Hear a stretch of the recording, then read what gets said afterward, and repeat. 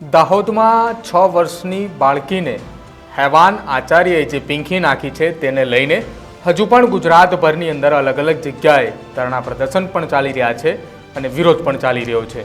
આ તમામ વિરોધની વચ્ચે આજે એટલે કે ગાંધી જયંતિ નિમિત્તે દાહોદ ખાતે સેવા દળની મહિલાઓ ધરણા પ્રદર્શન પર બેઠી હતી। નમસ્કાર, આપ જોઈ રહ્યા છો ન્યૂઝરૂમ ને આપની સાથે હું છું પ્રદીપ। 19 સપ્ટેમ્બરના રોજ દાહોદના સિંગવડ ખાતે બનેલી એક ઘટના હજી પણ જ્યારે જ્યારે યાદ આવે છે ત્યારે હાથના રૂવાડા ઊભા થઈ જાય છે, કેમ કે હેવાન આચાર્યએ 6 વર્ષની બાળકીને પીંખી નાખી હતી। જ્યારે એ હેવાન આચાર્યની કરતૂત સામે આવી છે ત્યારથી જ ગુજરાતની અંદર કોંગ્રેસનું મોટું પ્રદર્શન જોવા મળી રહ્યું છે।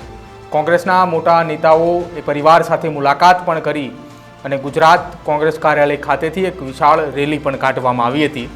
જો કે આજે ગાંધી જયંતિ છે અને ગાંધી જયંતિ નિમિત્તે સેવાદળની મહિલાઓ ત્યાં પહોંચી હતી અને કલેક્ટર કચેરીની બહાર ધરણા પ્રદર્શન પણ કર્યું હતું। જ્યારે ધરણા પ્રદર્શન કરવામાં આવ્યું તેની પહેલાં ગાંધીજીની પ્રતિમાને ફૂલહાર ચડાવવામાં આવ્યા અને બાળકીને ન્યાય મળે, પરિવારને ન્યાય મળે તે હેતુથી તેમને ફૂલહાર ચડાવીને ત્યારબાદ ધરણા પ્રદર્શન કરવામાં આવ્યા હતા। આ ધરણા પ્રદર્શનની અંદર દાહોદ જિલ્લાના મહિલા આગેવાનો સહિત સેવાદળની મહિલા આગેવાન પ્રગતિ આહિર પણ ત્યાં ઉપસ્થિત હતી અને પ્રગતિ આહિરે જે નિવેદન આપ્યું તેમાં તેમણે કહ્યું કે જ્યારે જ્યારે પણ આ વાત યાદ આવે છે ને ત્યારે હાથના રૂવાડાઓ પણ ઊભા થઈ જાય છે અને જ્યારે ઘટના બની અને સમાચાર અમને મળ્યા હતા ત્યારે 2 દિવસ સુધી મને ઊંઘ પણ નહોતી આવી। પ્રગતિ આહિરે શું નિવેદન આપ્યું એ પણ સાંભળો।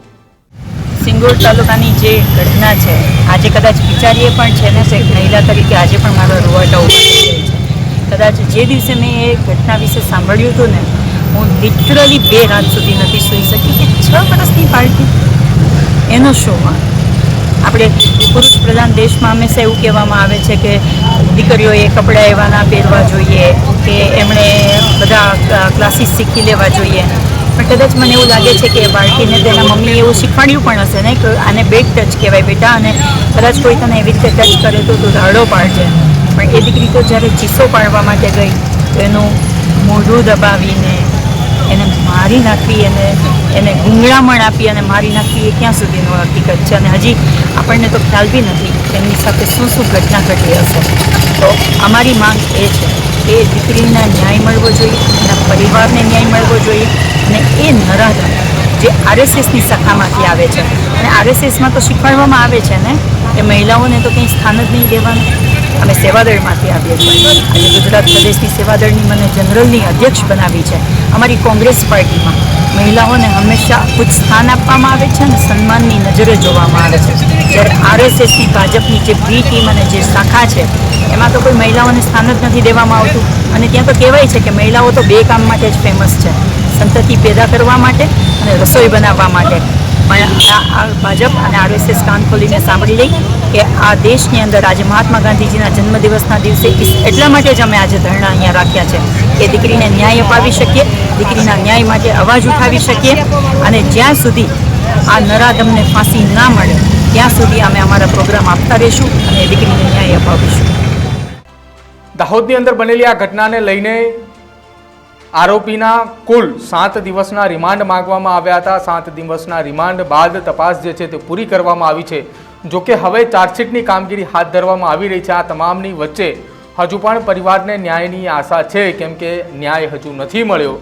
ફાસ્ટ ટ્રેક કોર્ટની અંદર મેટર ચલાવવા માટે કોંગ્રેસના નેતાઓ દ્વારા અવારનવાર રજૂઆત કરવામાં આવી છે। જો કે પરિવાર પણ એ આશા રાખી રહ્યું છે કે અમારી દીકરી સાથે જે ઘટના બની એ ઘટના અન્ય કોઈ દીકરી સાથે ન બને। જો કે આ ઘટનાને ધ્યાને લઈને એ શાળાએ જતી નાના બાળકાઓ, નાના છોકરીઓ જે છે એ પણ હજી ત્યાં શાળાએ જવા માટે ક્યાંક અચકાય છે। કોઈના પરિવારની અંદરથી કોઈ વ્યક્તિ પણ અચકાય છે કે મારી દીકરીને શાળાએ મોકલીશ અને ક્યાંક આ પ્રકારની ઘટના ફરી એકવાર બની તો। હજુ એ ઘટના શાંત નથી થઈ રહી। ત્યાં રાજ્યની અંદર અલગ અલગ જગ્યાઓ પર અનેક એવી ઘટનાઓ સામે આવી છે કે જ્યાં હેવાન આચાર્યના કારણે કોઈએ આપઘાત કર્યો છે તો કોઈએ હેવાન શિક્ષકના કારણે માર પણ ખાધો છે। ગુજરાતની અંદર જ્યાં સુધી એક દાખલો કેસ ના બેસાડવામાં આવે ત્યાં સુધી કોઈ આચાર્ય નહીં શીખે। જ્યારે કોંગ્રેસની આ સેવાદળની મહિલાઓ ત્યાં ધરણા ઉપર બેઠી છે ત્યારે તેમનું પણ કહેવું છે કે પરિવારને ન્યાય મળવો જોઈએ, બાળકીને ન્યાય મળવો જોઈએ। આ સાથે અત્યાર સુધી જો વાત કરવામાં આવે કે ક્ષત્રિય સમાજના આગેવાનો પણ ત્યાં પહોંચ્યા હતા, તેમના દ્વારા પણ કહેવામાં આવ્યું હતું કે આ હેવાન આચાર્યને ફાંસી નહીં, આ હેવાન આચાર્યને એન્કાઉન્ટર કરવું જોઈએ. જો કે કોંગ્રેસ દ્વારા પહેલા જ દિવસથી કહેવામાં આવ્યું હતું કે આચાર્યને ફાંસીની સજા આપવામાં આવે. હવે જોવાનું રહેશે આ બાળકીને ન્યાય ક્યારે મળશે, પરિવારને ન્યાય ક્યારે મળશે. પરંતુ મારે ખાલી એટલું જ અંતમાં કહેવું છે કે આ બાળકી અને પરિવારને ન્યાય મળે એ ખૂબ જ જરૂરી છે. આખા ઘટનાની અંદર એક ન્યાયિક દાખલો એવો બેસે કે આગામી સમયની અંદર આવી હરકત કરતાં પહેલાં કોઈ શિક્ષક અથવા કોઈ હેવાન આચાર્ય પણ એ વિચાર કરવો જોઈએ કે જો હું આ પ્રકારનું કૃત્ય કરીશ તો મને દાહોદની અંદર જે ઘટના બની હતી, જે આચાર્ય હેવાન ગોવિંદ નટને જે સજા મળી હતી એ સજા મને મળશે. એવો દાખલો બેસાડવો પડશે સરકારે, કેમ કે આવી ઘટનાઓ બંધ થવાનું રાજ્યની અંદર નામ નથી લઈ રહી. તમારું શું માનવું છે દાહોદની આ ઘટનાને લઈને? કેમ કે હજી આરોપીને નક્કર સજા માટેની કોઈ કાર્યવાહી નથી હાથ ધરવામાં આવી. એ આપ અમારા કોમેન્ટ બોક્સની અંદર જરૂર જણાવજો. અમારી ચેનલ ન્યૂઝ રૂમને આજે જ લાઇક કરજો, શેર કરજો અને સબસ્ક્રાઈબ કરજો.